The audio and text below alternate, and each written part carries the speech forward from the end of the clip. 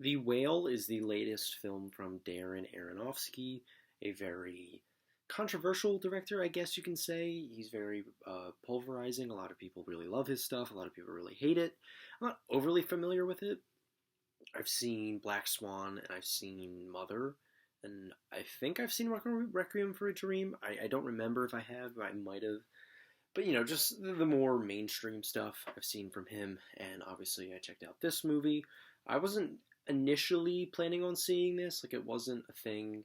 Like I don't know, I was hyped for it. I did want to see Brendan Fraser back in a mainstream role again. I wanted to see his big return to acting, but I wasn't sure if I was going to see it in time for like list season or anything like that. But I did end up seeing it, and I wanted to get this review out. And this pretty much wraps up the movies for 2022. I don't really have anything else to review. I mean, I have Clerks 3 on Blu-ray that I'm planning to watch, but I'm not really planning on reviewing that because I don't think it's going to give me too much to say. So, yeah, after this, it's just going to be my best and worst list, and then we're done with 2022, which is odd. But, yeah, let's get right into my thoughts on The Whale. So The Whale centers around Brendan Fraser's character, who's a morbidly obese writer that has lost a lot of things in his life and is trying to reconnect with his daughter. It's a very simple premise. It all takes place in one location.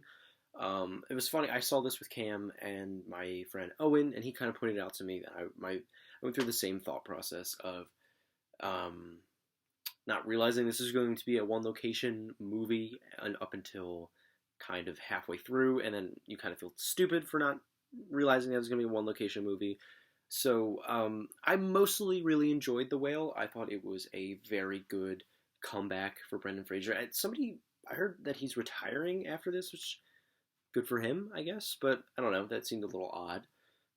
But yeah, his big return was really something special. He gave probably the best performance of his entire career. I mean, he was phenomenal. He brought out so much emotion and so much, I don't know, raw humanity in this movie. It just felt like a smack in the face of life, and just how pure a lot of his intentions were, his character, and just how much he sold this character to me. Like, I feel like if it was anybody else playing him, the character could come off as a little selfish and a little too short-sighted, a little too naive. But I feel like with Brendan Fraser, it's just the right amount of charm and balance that this character really needed in order for it to be pulled off. The first half, I guess you could say, is very slow and very nothing. I guess it's not wasn't necessarily character development, like necessary character development that we really needed. It just felt really painfully not bland, but just kind of there. It was like, okay, this is a movie. This is pretty emotional. It's pretty heavy, but it's not anything. I don't know. It's not anything that I would call best of the year material, like a lot of other people are saying it is. But it really picks up once his daughter comes more into the picture, and the emotions really start to ramp up towards the end. I mean, this thing really got heavy at points and really pulled out the heartstrings a little more than I would like to admit. This thing really reels you in towards the end of the movie. I didn't love. I know she was in Stranger Things, the redhead girl who is his daughter in this movie. Can't ever remember her name. I didn't love her in this thing. I feel like she was too much.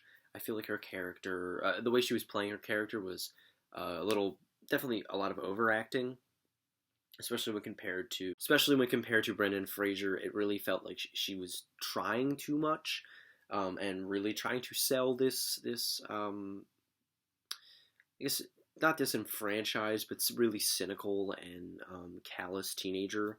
It was a little too much. But yeah, other than that, I don't have a ton else to say with The Whale. I'm not like in love with it. I didn't think it was quite best of the year material, but I'm really glad I saw it because one, Brendan Fraser deserves that Oscar if he gets nominated. He did phenomenal in this movie, especially for him. Seeing the movie, and then now like knowing the context of that standing ovation that it got, at whatever festival it was. It was really awesome. I really, really, I don't know. It's one of the best things that came out of cinema this year is Brendan Fraser's kind of renaissance. I don't know. It's a very positive thing, and I'm very glad that that got to happen, and I got to witness and experience that. But yeah, other than that, this movie's very emotional. It is very slow at points, but I think most people who walk into it are aware of these things and will mostly not maybe have a good time with it because this is a hard movie to watch in places, but will come out satisfied. So I'm gonna give The Whale a B plus. Yeah, that's it. That sounds good. A B plus. And yeah, other than that, all we have is year-end lists, and then on to 2023. I think the first movie I'm going to watch for 2023 is The Pale Blue Eye on Netflix. But other than that, we'll just see you guys later.